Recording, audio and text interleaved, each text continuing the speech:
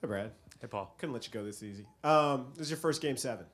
I'm just curious. I know you are a one game, one day at a time approach, but I'm just curious if you have any special feelings going into a Game 7 tonight. Well, I think, as we said yesterday, and as our guys said, I mean, this is what you play for. This is why you put in work in all throughout the summer, and then in October, and then play a long regular season, and it's for the opportunity to win games and ultimately put your best foot forward to advance. And it's easier said than done. They're a terrific team, and they've been a challenge in every which way. And so we're going to have to play great tonight. We know that. So our focus is on staying in the moment, trying to play good basketball, recognizing that you're not going to play perfect. Nobody ever has. But doing our best to leave everything we have out there on the floor.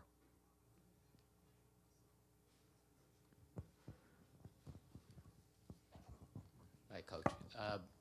At this point in the series, without revealing how many adjustments do you see going into this last game? Well, I mean, I think, every time you watch a film, you learn something new and see something that maybe a tweak or something small that you might be able to do. But I think the meat of, what each team is going to do and what they've done all season is after, 10 games against each other, there's a lot of understanding about what they're trying to do. They understand what we're trying to do, and it's who does what they do best. And so I think one of the things that, along with what I just said to Paul, was that that we've really tried to emphasize over the last 48 hours is playing as well as we can with what we do, trying to be the best version of ourselves. Brad, you mentioned last week that naivete can be a strength sometimes, or a plus. Mm-hmm. With so many guys that have not played in the Game 7 before, do you think that could be the case tonight? Well, I don't think either team has very many. So I guess that'll be the case on both sides of the ball. But I do think there's power in that, and there's power in, again, just trying to stay in the moment and enjoy the moment. And prepare your best to play as well as you can.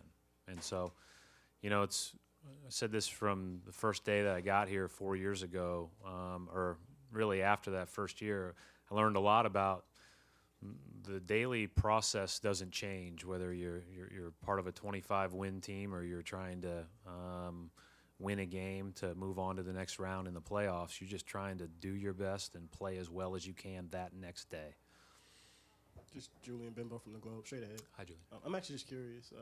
John Wall's taken like 52 layups. You blocked 12 of them, and I think 6 different guys have gotten at least one block. How have you managed to make sure that someone's always at the rim to meet him? Well, easier said than done. You're not gonna do that if you're turning the ball over, because you don't have enough guys back, and he is so electric in transition. A big reason why we've stayed big here towards the end of the series is because of we have to do our best to be impactful in the paint. But he's such a great player, and he made a huge shot the other night.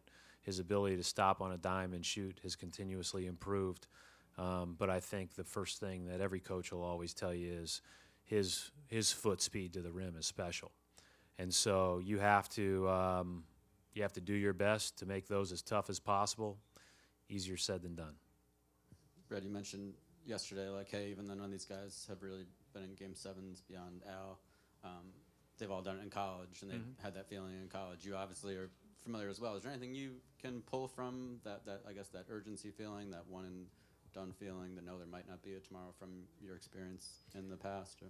Yeah, I just think the most important thing is, again, focusing on what you can control, focusing on what's important right now.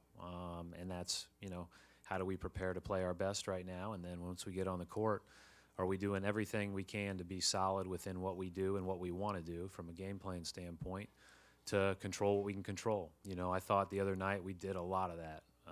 We didn't always score it at our best level. We didn't play, you know, the most efficient offensive game that we've played all series. But I thought we really competed, and, you know, I thought their all-star made a huge, huge shot. So I think what you do is you focus on what you can control, try to improve that efficiency a little bit on the offensive end, and hopefully defend with the same sense of urgency. Brad, Gary Washburn, any similarities between this and the Duke or UConn games? I mean, that the day of, especially the Duke game, anything that you... None. None? Any stories that you would tell from kind of that day, that national championship game? Those days were so different because one was in Indy and I was in a hotel, which was weird in and of itself. And then the other one was in Houston. It's just totally different scenarios, totally different days. You know, I think that obviously it's great to have had a chance to experience those things. There's no question about it. And a lot of the players at this level have experienced those types of things as well. Brad, Bill Doyle, Worcester Telegram. Same starting five as the last game? Yes. That's it. Thanks. Good. Thanks, Bill. Any difference in their vibe? Guys more upbeat, less upbeat? Our guys' vibe? Not you, yeah. Our guys' vibe doesn't ever change. I mean, it's really, really, really rare. You know, I think that that's one of the things I've really appreciated about this team is that they haven't gotten too high or too low, and I haven't seen much change. So, you know, if there was, I'd be concerned, but I think that there hasn't been, and I think what you have to do, again, is you have to focus on preparing to play well. And, you know, when that shot went down the other night and then we didn't score when we got the ball back, you know, our focus immediately went to Game 7 because where else can it go? I mean, at that point, Wall hit a great shot, and we got to get ready to play Monday. You think your guys are excited about Game 7? Well, I sure hope so. Yeah, that would be an issue, right? If you're not excited to get a chance to compete in this game. Mark D'Amico, Celtics.com. You talk about focusing on controlling what you can control. We hear you say that all the time. How often during a game do you actually bring that back up to these guys and remind them in the heat of the moment to focus on what you can control? Yeah, I mean, I think it's, you know, the person who certainly says it all the time around here that we talk about is Belichick, with the idea of doing your job and staying in the moment and focusing on the task at hand, because that's really all you can do.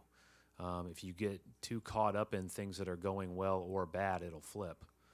And you know, you have to play all the way through to win these games. You know, there's a lot of game left. I mean, you look at even yesterday's game, you know, the Spurs are up 20 plus, and, you know, I think we all knew that there was going to be a run at some point, and you just have to play well the whole game to have a chance to win. Sure. Sure. I mean, and I think that's part of, you know, that's a good way as everything around you is going crazy and is frenetic to get back recentered on what's important. In a game like this, how important is Al Horford's stability and balance that he provides in terms of his persona, given kind of the the volatile nature, the ups and downs and emotion of this game? Yeah, I mean, hey, I think we've said it all year. You know, Al has been a tremendous leader in that regard, and you know, he's so important to us now. He's been so important to us in all of these different experiences, and we're glad he's here.